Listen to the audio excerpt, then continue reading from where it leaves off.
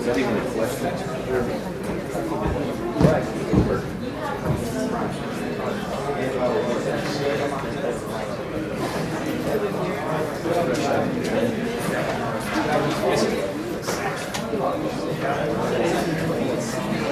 right, we will start.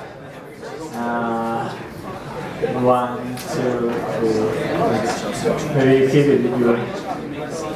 One more, 3. We have to start at 11 sharp so that we don't have to do anything on May 8. Or you want to do on May 8? If we are not done, we'll do on May 8. We have quiz again. Okay, for those who watch the video, if you have missed today's class, most probably you have the university skills. When you have university skills, you must do the 800 word report. If you don't do the 800 word report, it's equivalent to you miss the class without university skills. So if you don't do the 800 word report, any quiz that happened today, you get 0. If you do the 800 word report, you get blank for the quiz score. Okay? It won't be counted in the calculation. How many copies do you have with you? Who else doesn't have a quiz?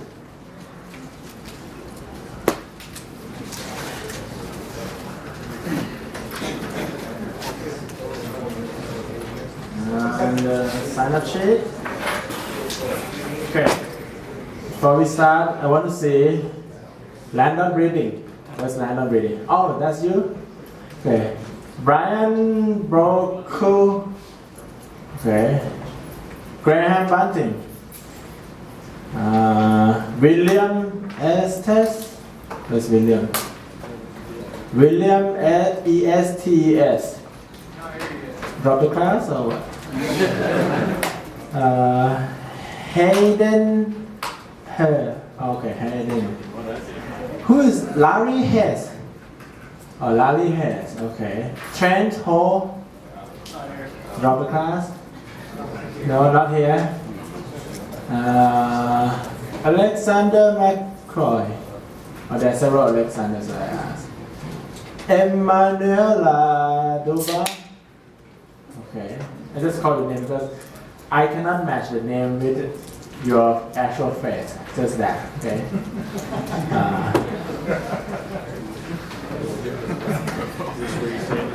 All right. We will start flow assurance first, and the rest we'll talk about it later.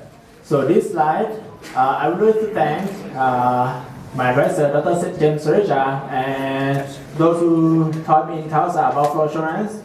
Emmanuel Dudeke, Soden Chang, and the reference book is Organic Deposit in Oil and Gas Production, and also Subsea Engineering Handbook. Okay, let's start. Flow assurance definition. Flow assurance is production operation that generate a reliable, manageable, profitable or flow of fluid from reservoir to the cell point. Okay. Reliable means when you flow, it doesn't stop flowing unless you want it to stop. Okay.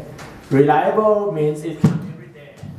Profitable means the cost that you put in is not too much. You can still make profit. Let's say we inject a lot of chemical, and the cost of chemical costs more than oil that we produce. That is not quite profitable. Okay. Concern for flow assurance is not just wax hydrate, asphaltene, all those things. Is also corrosion, erosion, okay, or fluid doesn't flow due to bad design. Bad design means the pipe is too small, or we don't insulate it enough. And this flow assurance also have some safety concern. It kills people, okay? If we didn't do it right, it can kill you. You die, okay? It can kill you. Alright? Most of the time, flow assurance has a focus on Gulf of Mexico, North Sea, offshore Brazil, Nigeria, Western Africa. We have deeper and deeper deep water production.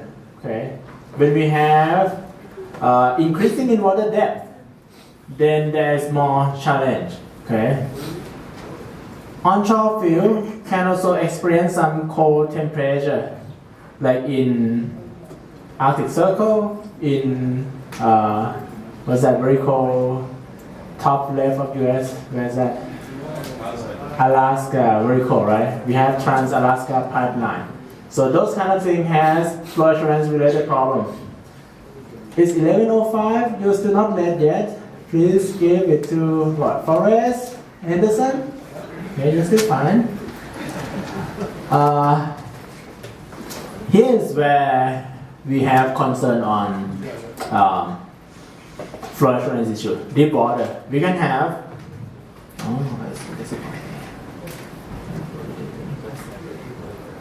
So we have in Nigeria. Where's Nigeria? It's over there. Okay. Angola, Brazil, deep water. Okay. Gulf of Mexico, Canada, North Sea. We may have some in Thailand, Indonesia, Australia. Okay. So those are the locations where we have deep water project. And we may think that it's not quite a big problem, okay? But when we look at the production, subsea field, 1,000 barrels per day, okay? 1,000 barrels per day, and we have 5 days loss of production. That is $200,000 loss, and we may have to fix it. Remediation cost may be $1 million, okay? So it's multi-million dollars problem. One of the examples is Lasmo company UK abandoned the platform at the cost of $100 million due to weather reason. Okay, that is more than 18 years ago, but that is the cost, $100 million. Okay, removing a pipeline blockage cost was $5 million or more. Okay, production loss is 40 days.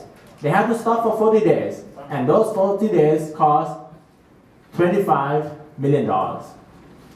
Okay, so when flow assurance engineer work properly, no one may notice it, but when she or he doesn't work, you will know, because nothing flows. Okay. Here's the cost of picking the pipe. Okay, I show you the plot between picking frequency and deferred revenue in $1 million per year. So if we pick every 7 days, deferred revenue is $25 million. Okay, so instead of we spend the time on producing petroleum fluid, we spend the time to pick the pipe. Okay, this is the cost for subsea pipeline. Pick look like that. Okay. It's like a dumbbell, both ends as a circle shape. Okay, we put that in the pipeline. It blocks the pipe because of the pressure behind it, the flow pressure. The flow pressure push it forward, and it sweeps anything ahead of it. Okay, so it can be a ball shape, but that one is another shape of pig. So they put a pig in there, so that it sweeps anything ahead of it. Okay, so look at this one. If we pick 7 days, we have deferred revenue of $25 million. So this means we have to produce more than that to pick 7 days, right? But how do we know picking frequency? We never know. Okay, you may do some difficult simulation or something. Vector position prediction has uncertainty about 2x or 200%. Okay, is that good? 200% uncertainty. So let's say your score is 90. We don't know if it is 90 or 45. It's not good, right? So you have a lot of uncertainty. What people do is they do 1 day. Produce for 1 day, pick. Hey, not much coming out. Wait for 2 more days, pick. Okay, a lot more, but still not much. Now let's wait 4 days and pick. Okay, 4 days and pick, nothing come out. Let's wait double time, 8 days and pick. Okay, nothing come out yet. Okay, 16 days. Okay, there's still some come out, but not very much. Let's wait 32 days. So they double the time every time that they pick, okay? This method actually works, but it cannot be used to do the prediction. So when we do the subsea pipeline project, other people will do everything, right? But once we know the cost, we don't know if the project is economically feasible or not, unless we can predict how frequent that we should pick the pipe. Make sense? So if we have a better way to do the prediction, we will know ahead of time if the project is profitable or not. This is several flow assurance problem. We may have ice, or actually is hydrate rock. Okay, is gas trapped inside water crystal, wax deposit. Okay, NLK is wax deposit. And we can have asphaltene in the separator, mineral deposit like scale, or we may have naphthenate deposit. It look bad, I think. Or we may have a emulsion problem. So when we flow, then we have water in oil, oil in water, or water in oil and in water, or emulsion. Okay. This emulsion makes the viscosity go up. We may have corrosion problem, or multi-phase problem, high viscosity oil problem. So, flow assurance engineer has to consider everything, okay, so that everything flows just properly. Serious locking, how does it look like? Okay, in subsea pipeline, we have downward portion before the riser.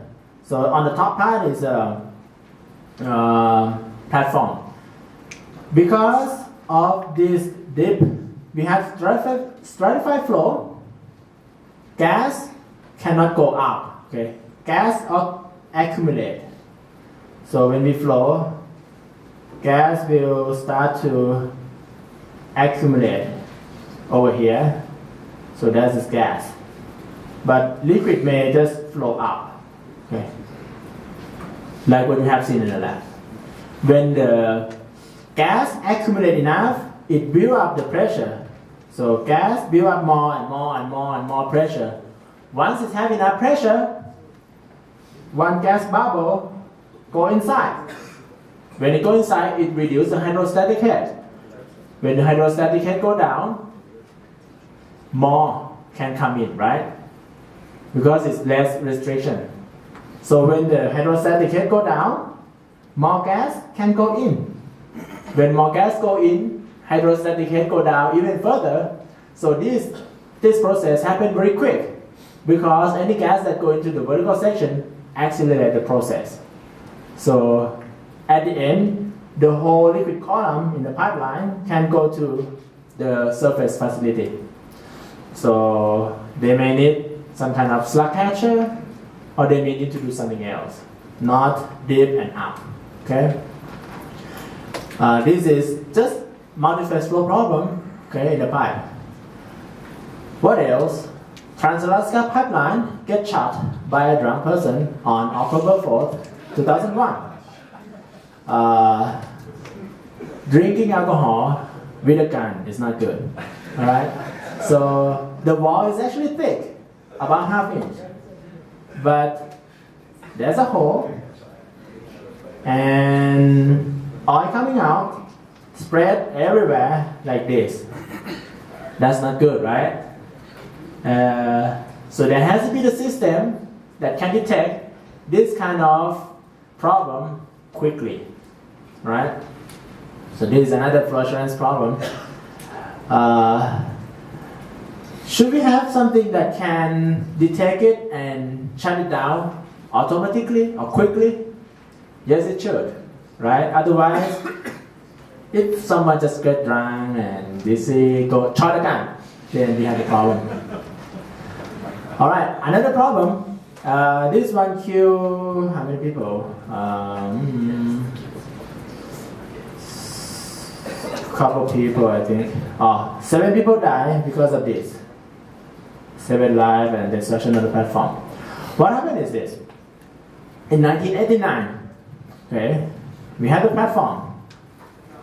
That's a platform. Platform is on the top, and we have subsea pipeline.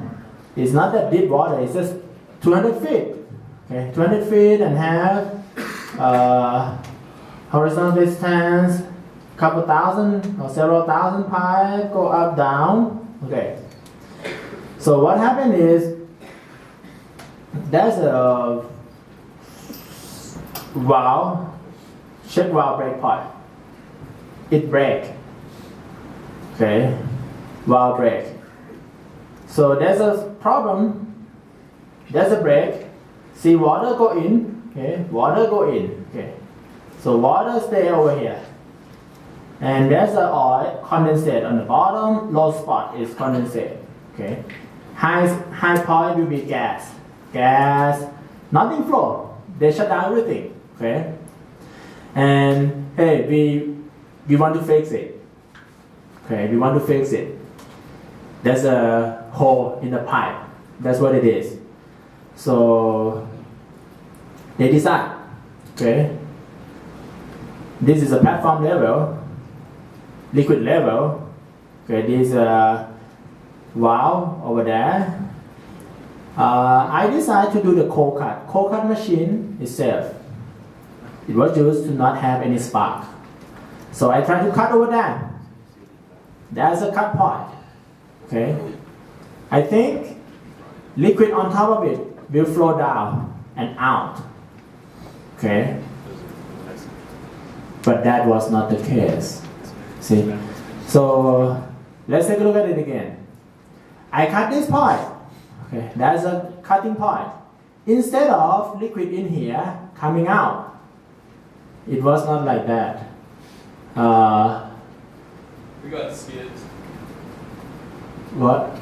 We got skipped on that. Oh, okay. Who didn't sign it yet? Okay, just three of you. Rohan and Rawal. Not here. And Carla. Okay, Carla is here. Like Rowan in the bathroom said. Roy T. Holt. Not here. Okay. I'll check if they have university skills. If they don't, they just get zero. Okay, I decided to do the cold cut. I cut there. Instead of liquid falling down. Oh, what time is it? 11:17. Please go take the quiz, okay? And in the quiz, you write that late 16, 17 now. And also in the sign-up sheet, you sign it and you say late 11:17. All right? But you're fine. I'll let you do the quiz. So I do the cold cut. Instead of liquid on the top, fall down, coming out. That was not the case. You know what happened?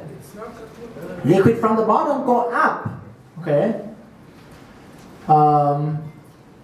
So first they say, hey, maybe liquid on the top, liquid column. Let's put the bucket underneath it. Liquid will come out, and it should be just fine, right? What happened is, let's say I put a bucket over there, liquid come out, and eventually a lot coming out, and a lot more coming out. Do you know why? It works like severe slugging. So when some liquid come out, it reduces the hydrostatic head. Okay, it reduces the hydrostatic head. And when more liquid come out, hydrostatic head reduce even further. Okay, so when hydrostatic head reduce further, gas go inside. When gas go up, pressure drop, right? It's less hydrostatic head. Gas expand. So when gas expand, it works like a gas lift, right? Gas expand. There even more pressure drop. So this whole thing going up. So this situation is, why do we have that kind of thing? What do you think?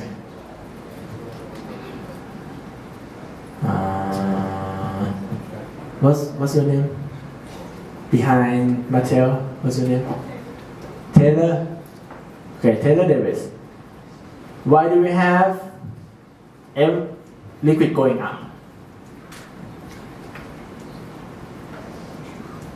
Water, we have water above the cut point, right? And water below the cut point. In this case, water below the cut point, not water actually, oil below the cut point going up. Why is that? Harmony? Alina? Emily?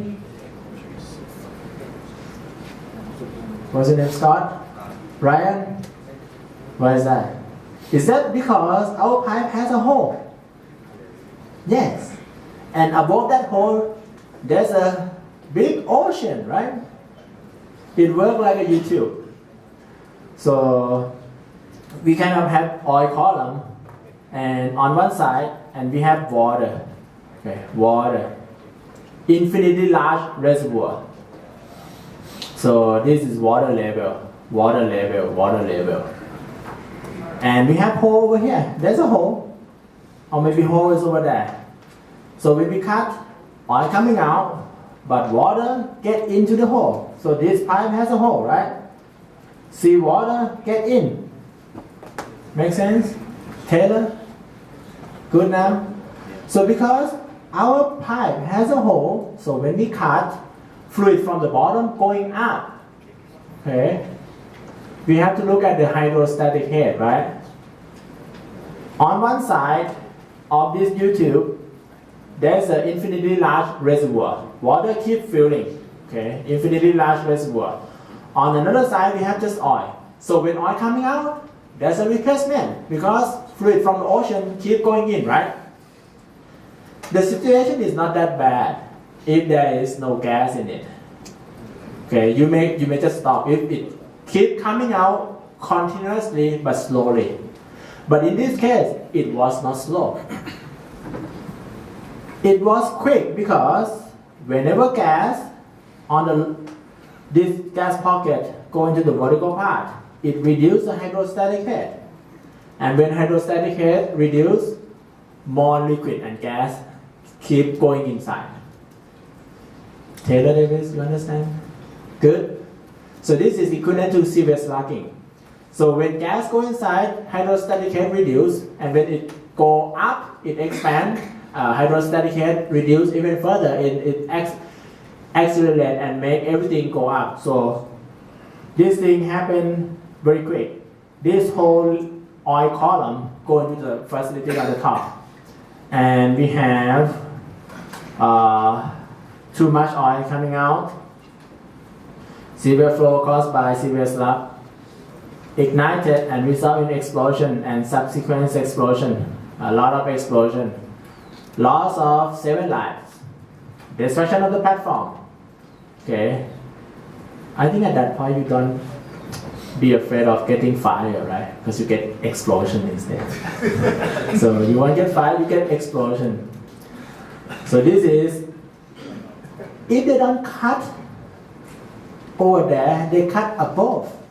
Nothing will happen. You know that? So it's require a little bit more engineering. Most of the time, problem happen not during the steady state, but during the transient period. Transient means start up, shut down, okay? Or change flow rate, open the valve or close the valve. When you let it run, normally it's okay. But during the startup process, most likely if you're going to have the accident or anything, it happened at that time. Okay? So at startup and shutdown or maintenance, we need to be more careful than usual. Okay, that is the flow assurance related to fluid flow. Another one is hydrate. We talk about hydrate phase envelope. Okay, and we have thermodynamic inhibitors such as methanol. And we have to use what kind of equation to calculate the amount of methanol added into pipeline. What is the name of the equation, Taylor Davis? If we talk about that equation about hydrate inhibitor, how much do we add in? What is the name of the equation? No? Don't remember? Harmony? Alina? Emily? Ryan? Alina Carter? Hammersmith, of course. Very good, very good. Hammersmith. Okay. You got it right. This is the name of the creation. Please know it. I cannot put it in the exam. We have exam already.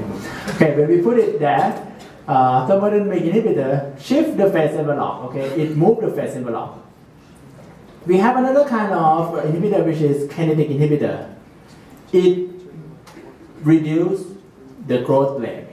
Crystal grows slower. Okay, it may inhibit the nucleation of the water crystal. And we also have another type of hydrate inhibitor which is anti-agglomerate. This thing let hydrate form, but it doesn't get together. Okay, it let hydrate form, but it doesn't get together. So that's hydrate, and there's a hydrate structure. We have water as a host molecule, and we can have gas inside. What you need to know is that it happens at low temperature, high pressure. Okay, hydrate phase equilibrium. You have seen that hydrate can form above ice point or 0 Celsius or 32 F. Okay, this slide shows you that when we are inside the hydrate phase envelope, so that line. So let's say we are at point C. Point C is the pressure and temperature that we can have hydrate. It's thermodynamically stable, but it doesn't mean that it will form right away. It takes some time. So when we go inside the hydrate phase envelope, it doesn't mean boom, hydrate form. Okay. One more thing that I want you to know is the time scale of hydrate formation is in the order of minutes. Okay, it's not hours. It can be 15 minutes. Okay, 10 minutes is enough. Maybe 20 minutes, 30 minutes, or could be as slow as 1 hour.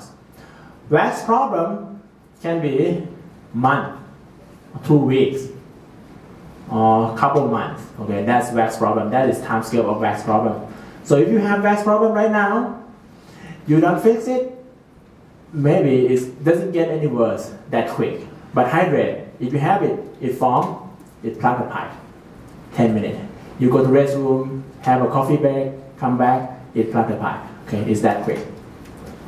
So hydrate should form at, when we decrease the temperature, it should form at point B, but it doesn't. So there's some delay over there. Okay, it doesn't form right away. And when we go out from the hydrate, hydrate doesn't melt right away either. There's a delay. So if we wait long enough until the thermodynamic equilibrium occurs, or when we reach the thermodynamic equilibrium, it will form. So let's say at point B, if we are at point B, first 1 minute, first minute it doesn't form, first 2 minutes it doesn't form, but if we wait 15 minutes it may form. Okay, so there's a time component too. So this phase envelope show you what happened at the equilibrium. It doesn't mean that it will form right away. This is thermodynamic equilibrium phase envelope. So when you are inside, it doesn't mean that it forms, but what it means is it is thermodynamically stable for hydrate to form. If you don't wait that long, it may not have enough to form. Or if you wait long enough, it can form. Okay. How do they do the test to find the hydrate phase envelope? Okay, there's this chamber. We put gas, water inside, and increase the pressure. Have a mixer inside. When you mix enough, you wait. Okay, and when hydrate form, it will consume gas because gas has to get trapped in the molecule, right? So they inspect. Okay. I increase the pressure. What is the consumption rate of my gas? So if I start to consume a lot of gas, then this means there's a formation of hydrate. So this means at that temperature and pressure, we get 1 point of the phase envelope. Okay, this is the test. and they call constant pressure experiment. So this is to find hydrate phase envelope experimentally. Okay. So next is about hydrate nucleation.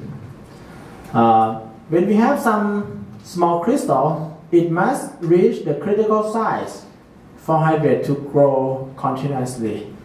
Okay, and this kind of hydrate experiment, they has to be cautioned before they repeat it. Okay, because there's a so-called memory effect of water. So when we do the test, we find the hydrate phase envelope. Okay, we melt all the hydrate. We do the test again. We think the test will be repeatable, but it won't. Second time, it will form a lot faster. Okay, the test may not be repeatable because there's some residual of water crystal. We have to eliminate all those water crystal by heating high enough, like 30 to 30 Celsius. So it completely remove everything before we do another test. Okay, this is the test of hydrate. Case study, when some people try to save some money. Hey, let's do some less chemical. Okay, and see what happens. Alright, this is from OTC paper.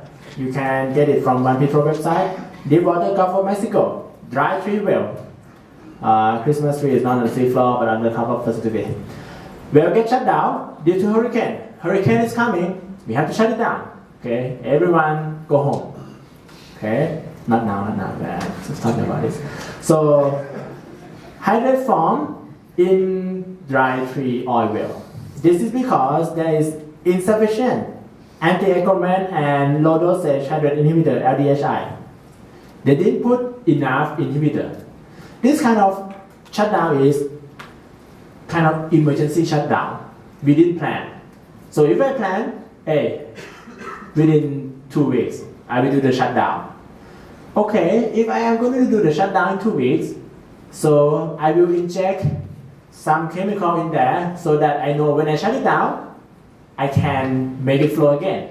Okay, but they didn't inject AA and LDHI enough. Okay, what happened is when they shut it down, go home, at that time hydrate form. When they come back, try to restart, it won't flow. It doesn't flow because that is hydrate. So they have to stop and try several methods. First, I think they inject some hydrate inhibitor. Then later on, they do hot oil injection into tubing casing annular to remove hydrate part, and it's success. Okay, so inject methanol. I think they initially inject methanol, but it doesn't work. Then later on, inject this. Before they do any injection, they have to do thermal hydraulic transient simulation was performed to find the feasibility of hot oil injection. The name may look very sophisticated, but basically is a calculation to check. When we put hot oil in the well, when it reaches the hydrate, is it still hot or it's getting cold already? So if I put oil inside the well, when it reaches that point, it's cold already before it reaches the hydrate. It doesn't do me any good, right? So they have to do some kind of thermal calculation to make sure that the oil that they inject still get hot when it reaches hydrate, and then it can melt. Okay. The recommendation is, from this lesson learned, the recommendation is AA and LDHI have been used in subsea deep water system continuously in both flowing condition and shut-in condition because they don't know when to shut down, when will hurricane come. Okay, so if I know hurricane come, do I say, hey, I want to make a purchase order to order more glycol, okay, ship it onto the platform, put it there. I don't have that much time, right? So they decide to inject it continuously. because the cost of not injecting it is more. Okay. They use 160 gallon of LDHI to protect two wells during shut-in and restart. So when they do this, then there's no plug. So if I know beforehand, hey, I have to do the shutdown. Okay, let's have this much inhibitor LDHI, put it there, then it will be fine. Another story about Hydrate is about safety concern. Okay, we have Hydrate in a pipe. Okay, I have Hydrate in the pipe. Hydrate form and block it. What do? Hydrate stay form at high pressure, low temperature, right? If I can reduce the pressure, it won't be stable. It is not hydrothermodynamic stable to have Hydrate at that low temperature. So I can reduce the pressure. So I can reduce the pressure. So if I reduce pressure on this side, okay, pressure in this side is still high, but this side is low. I wait a little bit. Okay, I have a top surface facility. My platform is over there. Okay, I reduce the pressure on one side. What do you think happened? Will Hydrate melt? Okay, next. What's your name? Eric? Okay. What happened to Hydrate when I reduce pressure? Will it melt? Yes, it will. It will reduce enough. So when it melts, we have high pressure on one side, low pressure on another side. Then what happened? Eric? Will it move? Do you think it will move? Yes. So the side is melt, then it move. But on this side we have high pressure, on this side we have low pressure. It moves like a bullet. It moves very quick. And if it hit anything, like the facility, it will cause a damage. So what happened is, Chow et al. 1998 report one side depressurization. It launched the Hydrate park into the top side facility, damaged the facility, and a loss of life. Okay, so when we reduce the pressure to remove Hydrate, we need to reduce the pressure from both sides to not damage the facility or kill any people. Good? Okay, next about wax. Profit deposition. It is normal alkane. Normal alkane is a straight chain. When they draw something like up, down, up, down, up, down, at each location on the end will be CH3. At any point will be CH2, right? It's a long alkane. Wax, when it forms crystal, so we have wax crystal. It's like a card. You put them together, they call it house of cards. This house of cards trap. It's a 3D structure. It traps some oil inside. So when we have deposit, that you see the picture, wax deposit, when it look like this, it doesn't mean that 100% solid phase. No, it's not. Karim, what are you doing? You smile. You like wax, right? Yeah, okay, you like wax. So it's not 100% solid phase. So when we do this, it can be like 25% solid phase and another 75, 3/4 is liquid and 1/4 is solid. It can be like that. Okay. So wax deposit, it doesn't mean that everything is solid, okay, or everything is normal, okay. It traps oil inside. And to do any calculation, most of the time they report wax appearance temperature or WAT, the temperature at which we can have wax precipitate. When I say precipitate, precipitation is not the same as deposition. Precipitation means solid phase form, but it doesn't mean that it sticks to the wall. Deposition means it sticks to the wall. Okay. Precipitation means creation of solid phase. Deposition means solid phase stick to the wall. Most of the time, especially for wax, when we have precipitation, we don't have deposition. Okay.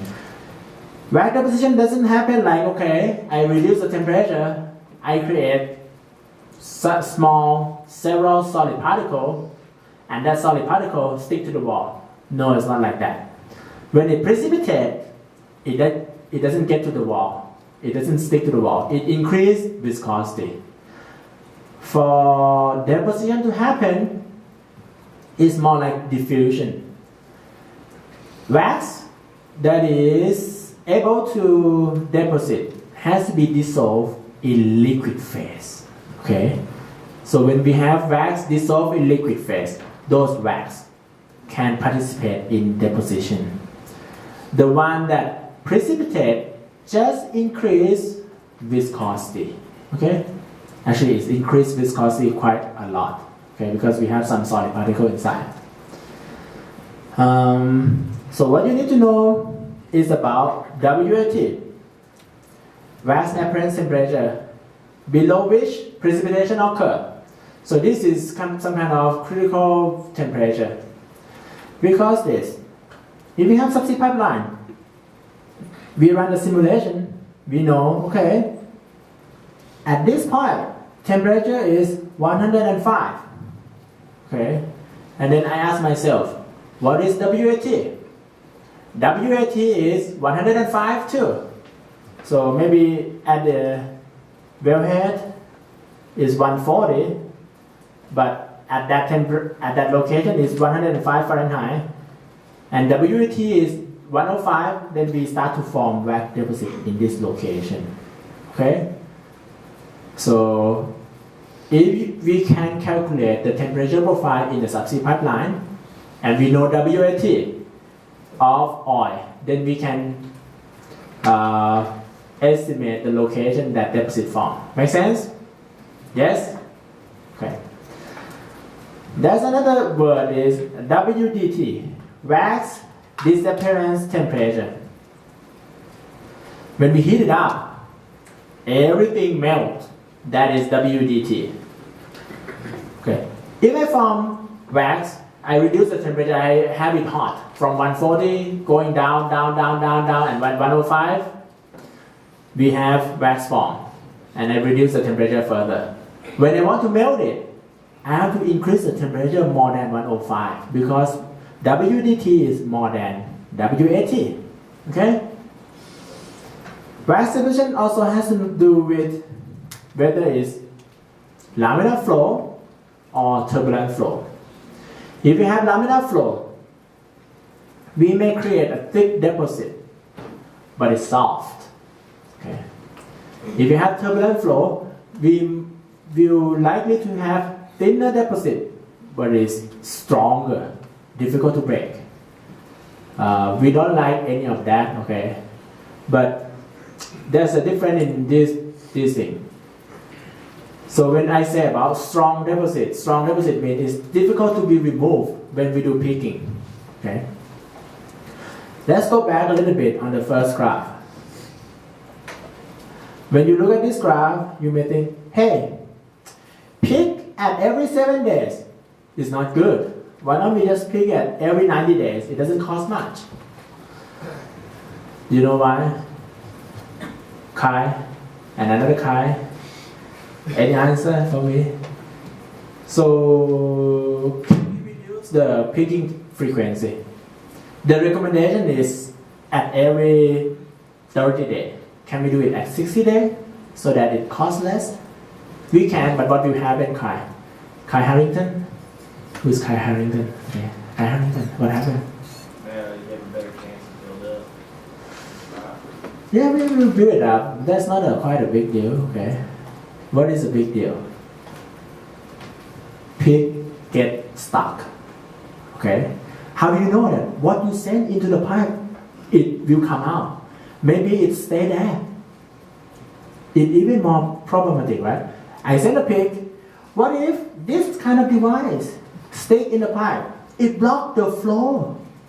So when we have pig get stuck in the pipeline, Don't blame pig, okay? That happened because we didn't pick enough. So if the recommendation is 30 days and you do 60 days, first round it may be fine, but next time around it may get stuck, okay? So that costs a lot more, right? Because we have to stop everything and remove pig from it, okay? Or do something. So pig less doesn't mean that it costs less. We may have pig get stuck inside the pipe, alright? I hope you get the message. I cannot put it in an exam, but I think it's important. Okay, generation temperature. Generation temperature is this. It's like a candle, okay? I put oil, waxy oil in a test tube. I put it there, decrease the temperature. At a certain temperature, when I tilt it, the interface doesn't move. When I try to pour it, it doesn't come out. That's we call pour point. It doesn't coming out when you pour it. So that's a pour point. Pour point is less than WAT.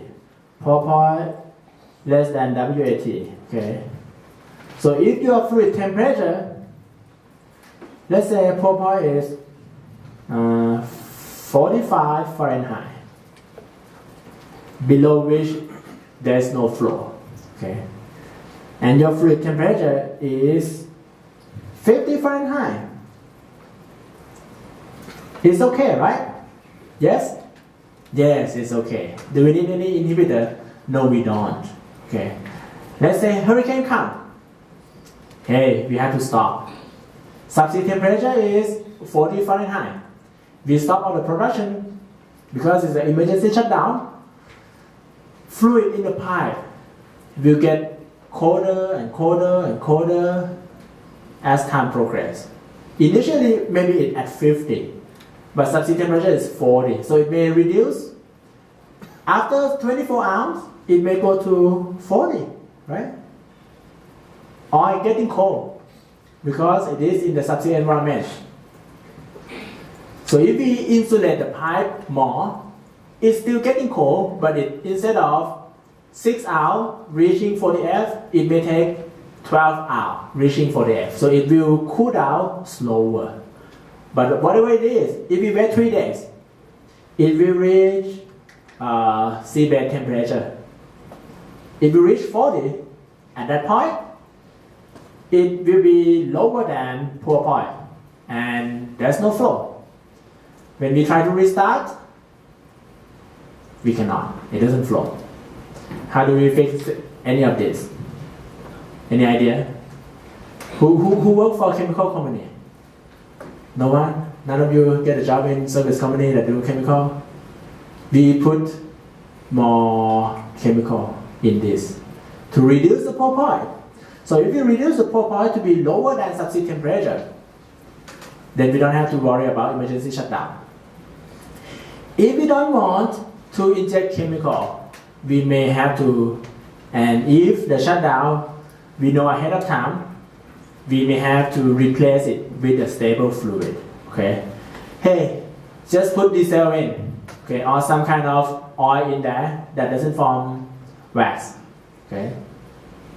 So this can help too, or you can inject chemical all the time.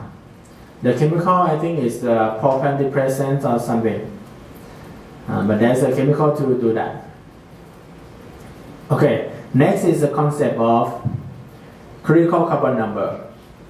Okay, just so you know that in the deposit, we have longer chain, longer NL chain in the deposit. Okay, and there's an aging process. It's getting older, the deposit get older. Aging means the deposit get more and more and more NL. Initially, week 1, it may not get any thicker, it may get thicker a little bit, but it get a lot more NL content or solid content. You may assume that any NL in there is solid. NL above a certain value, like critical carbon number is solid. So week 1, it may have 20% solid. Week 2 maybe 30% solid. Week 3 maybe 40% solid or something like that. Thickness may increase just a little bit.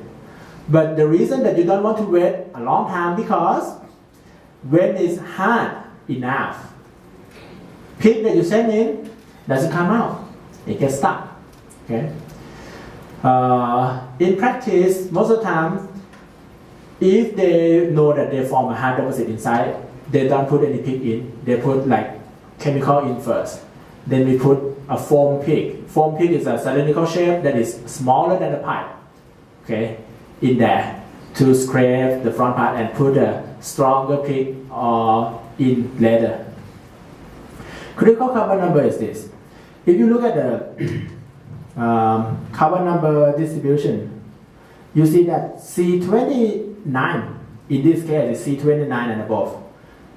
NC29 and above, NC29 and above has the content go up with time. Below NC29, the composition of carbon number below C29 go down with time. Above that, it go up with time. So with time, the deposit will contain more longer alkane. This make it stronger and more difficult to remove.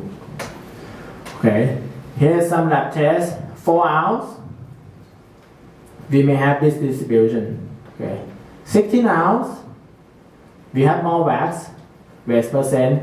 32 ounce, 48 ounce, and on average, the curve actually shifts to the right hand side too. So it's not just more content, but average carbon number also shift to the right. So on average, we have more longer alkane, and with time, it gets stronger and stronger to remove. So the thickness may not increase much, but you may not want to wait either. Deposition mechanism for wax is this. We need, number one, inner wall temperature stay below WAT. Inner wall temperature is TI. TI is lower than WAT. T. Number two, bulk temperature is more than inner wall temperature. That's condition number 2. What I'm talking about is so confusing. Look at the pipeline. Pipeline, let's say we have turbulent flow. Okay, turbulent flow.